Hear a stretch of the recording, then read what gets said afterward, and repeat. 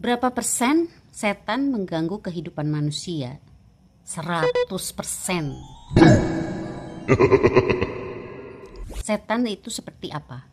Kalau dianalogikan, setan itu sama seperti kecoa, cicak, semut, tikus.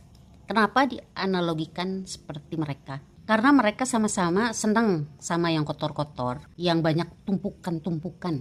Tumpukan barang yang gak perlu, tumpukan cucian piring, cucian baju, dan tumpukan-tumpukan sampah.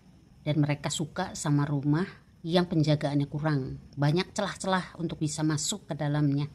Pergerakan mereka juga sama, sangat aktif, lincah, dan sangat berniat untuk mengganggu atau membuat kekotoran. Setan juga suka sama orang yang fisiknya kotor, jiwanya kosong. Jiwanya kosong artinya kolbunya udah kotor. Dia banyak ilmu-ilmu tapi negatif, punya temen tapi negatif semua.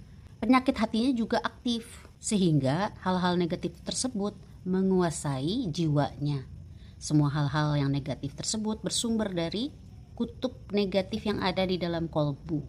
Kutub negatif itu disebut dengan nafsu, dan setan kerjanya menunggangi nafsu. Maka setan dan binatang-binatang tersebut melihat rumah yang kotor dan kurang penjagaannya, merasa diundang untuk berpesta. Wow, I feel good. Setan pun sama seperti binatang-binatang itu, kalau dibiarkan maka akan berkembang biak dan menguasai. Semakin lama mereka akan menjadi semakin nyaman dan akan lebih sulit untuk diberantas. Gimana cara mereka masuknya? Mereka masuknya lewat lubang-lubang yang ada di tubuh manusia.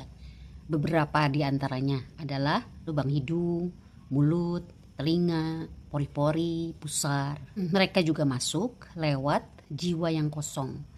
Karena penyakit hatinya aktif, maka mereka masuk lewat situ, lewat emosi, lewat rasa iri, rasa dengki, dan seterusnya. Bagaimana dengan kinerja mereka? Mereka bekerja dengan mengganggu kinerja dari jiwa, yaitu kinerja pikiran dan perasaan. Kinerja pikiran diganggu dengan cara memasukkan opini-opini, baik itu yang negatif ataupun yang positif, baik yang salah maupun yang setara sama kebaikan. Kinerja perasaan atau pikiran bawah sadar diganggu dengan cara menunggangi nafsu, sehingga segala sesuatu dibuat berlebihan.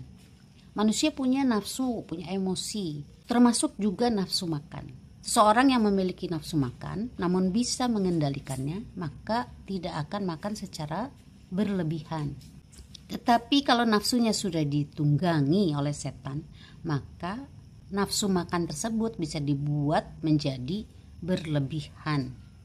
Mereka bekerja di setiap momen dan setiap waktu tanpa mengenal lelah.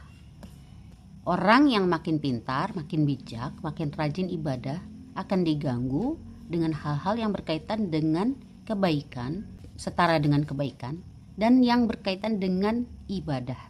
Bagaimana cara mereka mengganggu? Mereka mengganggu manusia dengan cara berbisik dan memasukkan opini-opini ke dalam pikiran manusia.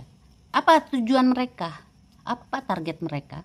Menjebak manusia, membuat manusia tergelincir ke dalam kesalahan, atau malah membuat manusia melakukan kebaikan tapi hanya sedikit dan tidak ikhlas, atau malah dibuat berbuat kebaikan secara berlebihan.